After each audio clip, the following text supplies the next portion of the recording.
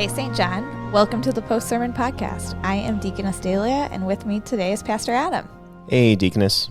How are you doing today? I'm doing well. How are you? Doing great. So we're discussing your sermon from this past Sunday. Can you tell us what is the text that you preached on? This is Luke chapter 21, verses 5 to 36, a bit of a longer gospel reading than usual.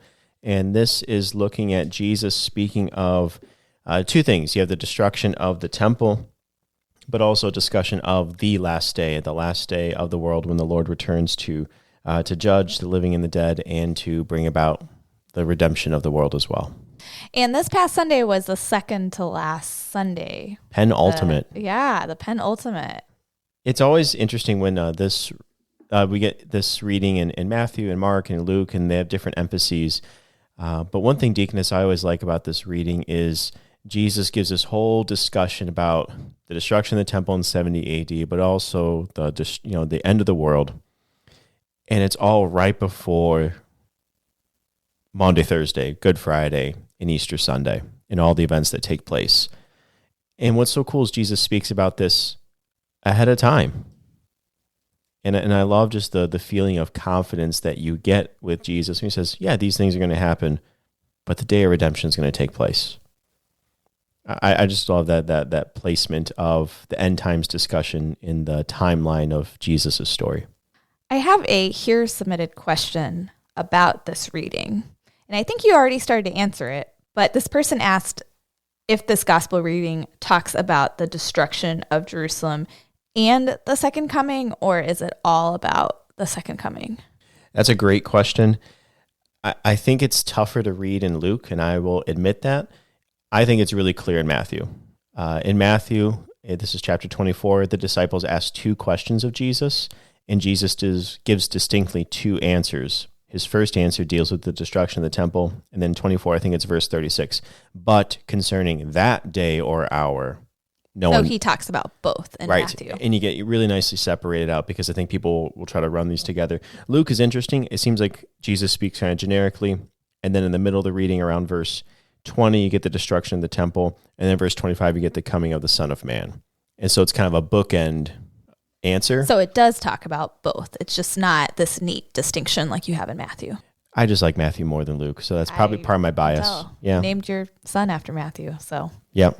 So this reading is very long, and it's got a lot of details that frankly seem kind of scary, and it can be tempting to get caught up in these details about wars and persecutions, and that you'll be delivered up even by parents and brothers and relatives and friends, and might be put to death and be hated for Jesus' name's sake.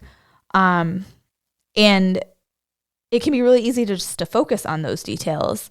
But I think it is important to direct our attention to the promises of God. So where can we find those promises in the midst of all of the scariness of the text? I think that's one of the cool things of the reading is you get just these like really beautiful statements of promise and the confidence and the assuredness that Jesus has. Let me show you one of my favorites I did not lean into in the sermon. This is in verse 18. So this is just after, you'll be hated by those around you, even parents and brothers and relatives and friends will hand you over, or they'll even put you to death. You'll be hated by all for my name's sake. Verse 18, but not a hair of your head will perish. I mean, Jesus speaks quite explicitly in here of how many followers of Christ will die for the faith, will die for the sake of the name of Jesus. Well, if I die, my hairs die with me too. So what does he mean my hair won't perish? And I think this is just a reminder of how death is but temporary for the Christian. Maybe it goes back to an earlier discussion of temporal death and eternal death from a few weeks ago, but you're not perishing because the Son of God did not perish in his tomb, which is about to happen in Luke, right? And so that's why I love these little moments of just beautiful, confident gospel. And that's why I really wanted to lean into my sermon today. This is in the verses 25 to 28. That's what I read to the congregation at the very end there about the Son of Man coming with power and great glory. That's going to happen. It's going to happen. no matter all the other details that come before, the Son of Man will come in power and great glory. And when these things begin to take place, straighten up, raise your heads, because your redemption is drawing near.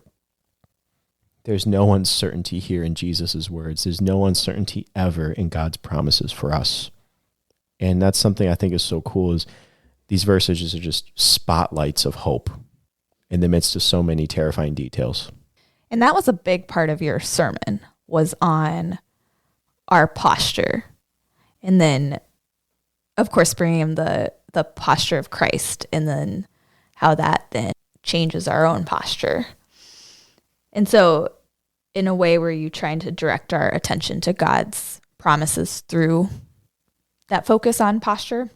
Yeah, absolutely. And especially tied to Jesus, because he has yet to be betrayed and arrested and tried and beaten and crucified and yet to die.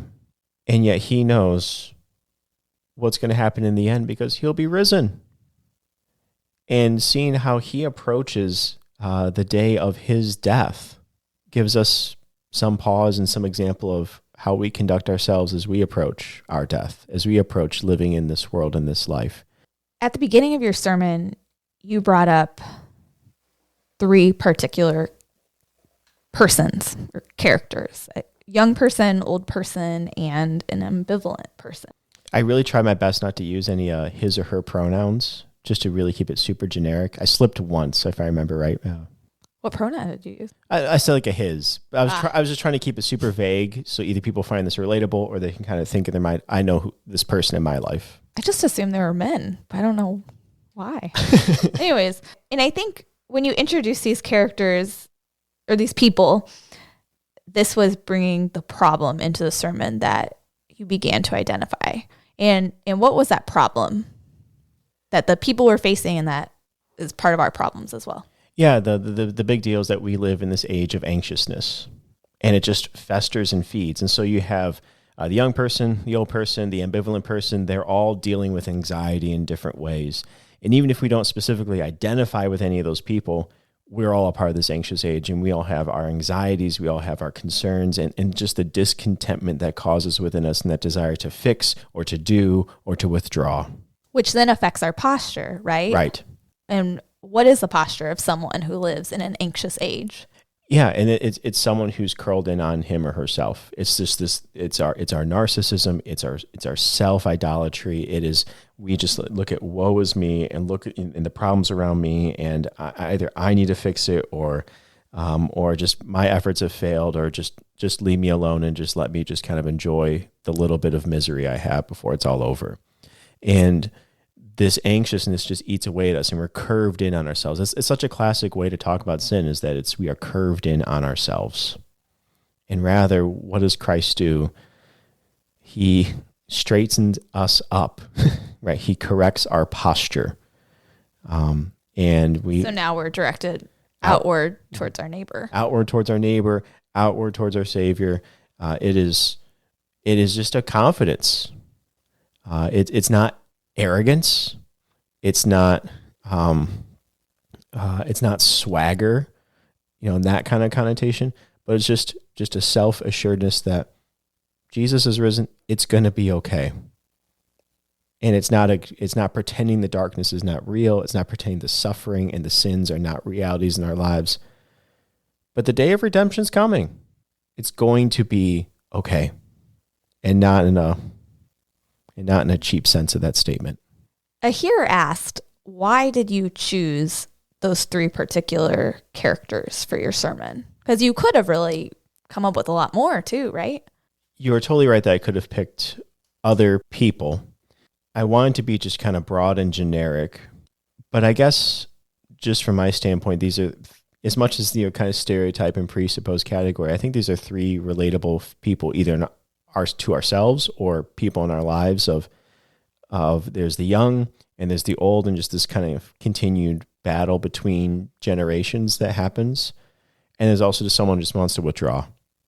And I think those alone are relatable. And if we're honest, we kind of move between those 3 at different points in our lives as well. Not just when we age, but in just the different viewpoints of how we view and try to fix our anxiousness. And then you said later on that these three people are actually one person, that they're connected. Right. That was the idea. I know one phrase I really liked when you were talking about these people is, I think you were talking about the young one that I'm trying to remember, but that this person lives in a digital monastery. And just this idea of, I think, withdrawing into your phone, the TV, just all of the tech and the just the fact that we live in this digital age now. Yeah, and it's not that, the tech itself is wrong. No. These are gifts from God. Can these gifts from God be misused in such a way that it takes us away from vocation and takes us away from our creaturely responsibilities? This is Luther's big critique of the monastery, is it actually pulled you out of the world instead of kept you emplaced in this world as a creature and in service to God and neighbor.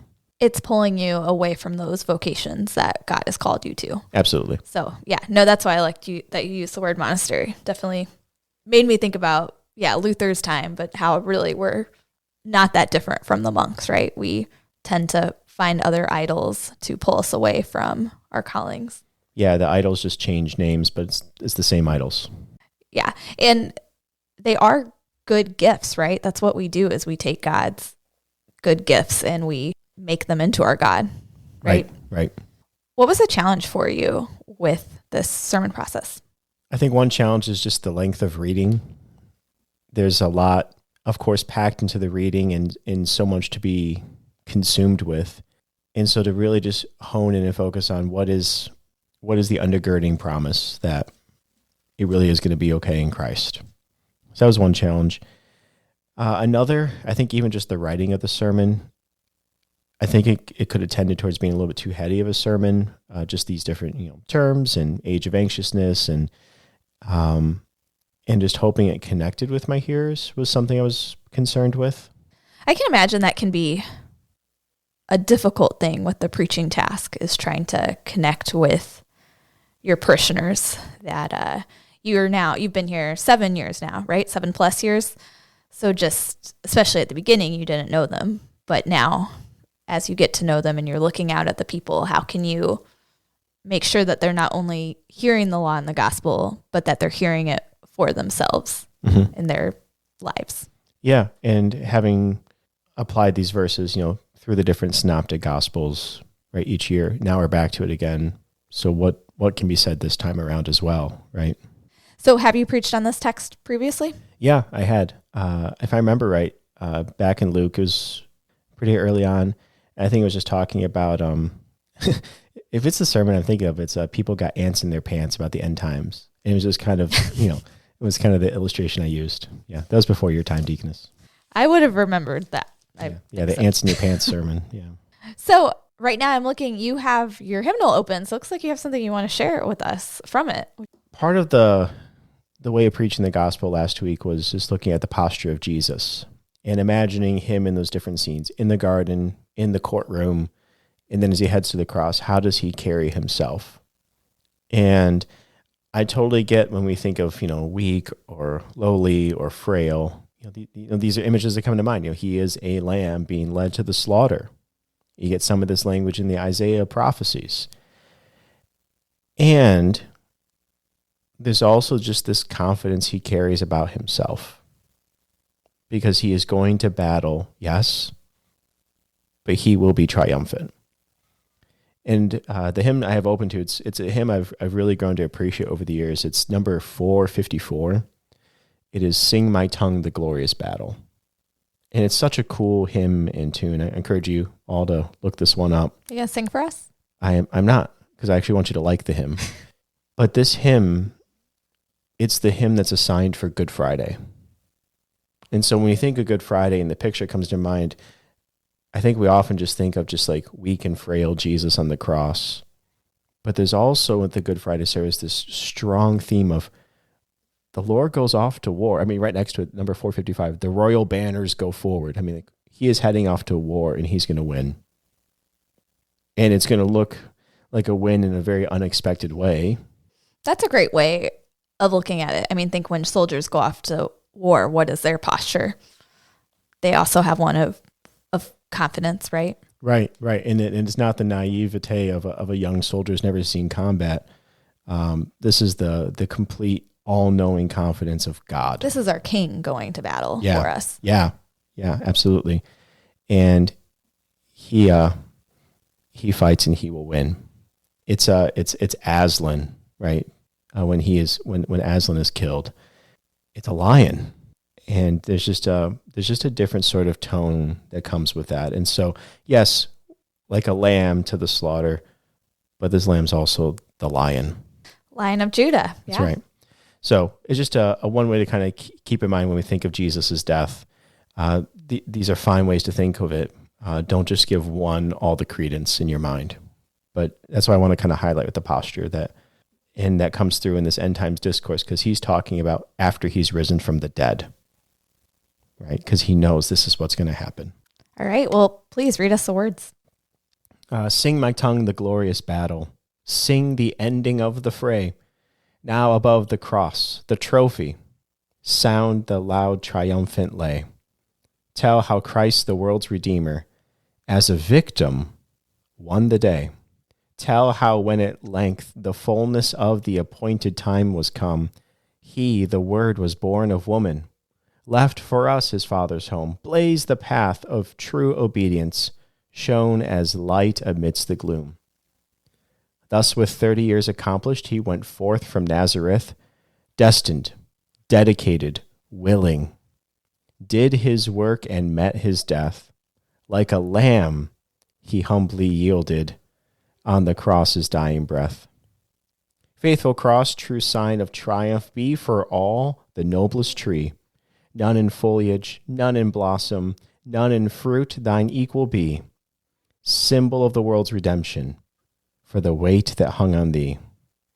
Unto God be praise and glory, to the Father and the Son, to the eternal Spirit honor, now and evermore be done.